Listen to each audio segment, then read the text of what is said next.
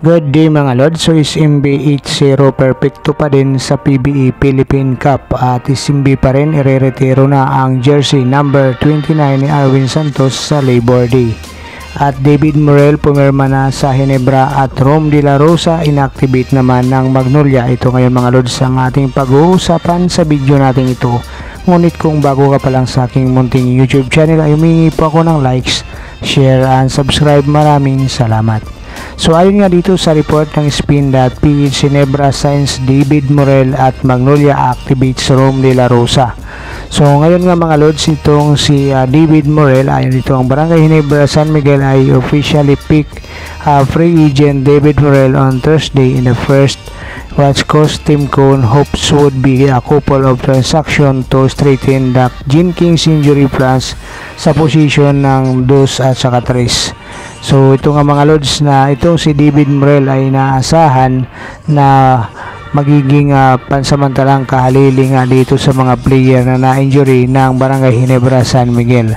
At ayon din dito sa Pilipinas Hopes dahil nga sa naging free agent nga itong si David Morel at wala nga nag-wave sa kanya sa outside ng SMC teams, ay ngayon nga nandito na nga ito sa Barangay Ginebra San Miguel. So ayon naman kay Coach Tim Cone nga mga Lords, ito ay hindi pa ang last na magkakaroon ng pagbabago sa Barangay Ginebra San Miguel. Bagamat malaki ang maitutulong nitong PBA Philippine Cup Slam Dunk King na si David Morel sa kampanya ng Barangay Ginebra San Miguel, ay hindi pa nga kinuklose ni Coach Tim Cone ang posibilidad na magkakaroon pa ng panibagong trade transaction dito sa iba't ibang kupunan ng PBA o maging dito sa MPBL.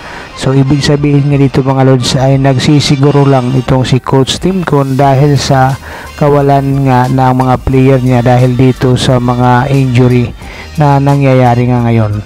So ang maganda lang dito mga Lords, ang Barangay Ginebra San Miguel ay umakyat na nga sa pangalawang pwesto nang mayroon 6 and 3 win-loss record matapos nga ang matalo ng Magnolia dito sa San Miguel Barmen. Kaya asahan na magiging pukpukan na nga ang laban ng ongoing PBA Philippine Cup at ngayon nga ay aasahan natin na maglalaro na itong si David Morel dito sa Barangay Ginebra San Miguel, which is ay inaasahan nga na malaki ang may tutulong niya para dito sa kawalan nga ng mga player ng Barangay Ginebra San Miguel dahil sa injury prone nga ito ngayon. So itong si David Morel ay maglalaro para sa 2 and 3 position nga ng Barangay Ginebra San Miguel, na ito yung tinutukoy ni Coach Tim Cone na malaki ang butas na kinakailangan na takpan nila ngayon dahil sa pagkawala nga nitong kanyang mga reliable player sa ganong position, at dahil sa kinakailangan nga nilang magkaroon ng adjustment ngayon, itong si Coach Tim Cone ay nagbigay na nga ng pahayag na itong pagkawala ni Jeremiah Gray at saka nitong si Jimmy Malonzo ay malaking butas dito sa kupunan ng Barangay Ginebra San Miguel. Isa nga dito itong si David Morel ang pansamantala nilang obserbahan ng laro nito kung babagay nga sa sistema nitong si Coach Tim Cone.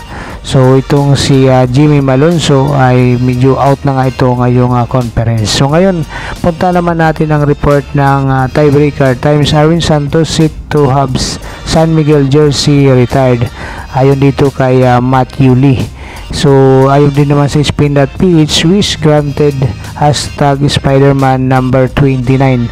So ngayon nga mga Lords, sa unang pagkakataon simula October 17, 2021, itong si Arwin Santos will donning its iconic number 29 SMB jersey.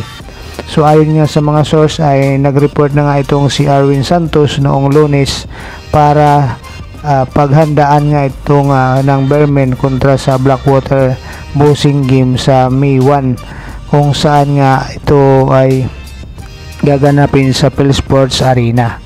So batay dito sa mga report na maglalaro o magsusut up itong si Arwin Santos para sa last time na maglalaro niya kontra dito sa San Miguel Bearmen, kalaban nga itong Bossing, bago i-retiro ang kanyang jersey number 29 ng Isimbi sa halftime. So matatandaan natin mga lods na 12 years nga ang inilagi ni Arwin Santos sa San Miguel Bearmen matapos ngang ma-trade by Burger King for Mark Pingres at saka itong si Kin Bono at saka draft pick.